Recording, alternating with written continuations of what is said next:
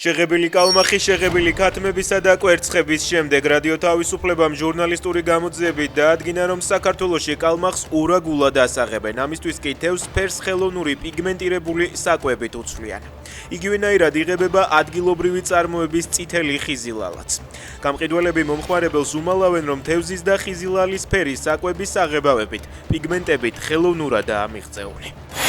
მე პატიმრობა კი არ მაშინებს, არამედ ის რა დამხვდება გარეთ. ქვეყანა, რომელიც თავისუფლებისთვის იბრძვის თუ ტანკების გარეშე დაპყრობილი ქვეყანა.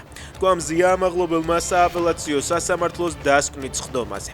მოსამართლეთა კოლეგიამ პირველი ინსტანციის გადაწყვეტილება უცვლელი დატოვა. ჟურნალისტი ორწლიან პატიმრობაში რჩება. იკრძალება საზღვარგარეთიდან საპარლამენტო არჩევნებში მონაწილეობა, აუდიო მონიტორინგი კენჭისყრის შენობასა და კომისიის სხდომებზე. კომისიის წევრობა აეკრძალება ყველას, ვისაც სასამართლოს მიერ ჯარიმა ერთხელ მაინც აქვს დაკისრებული.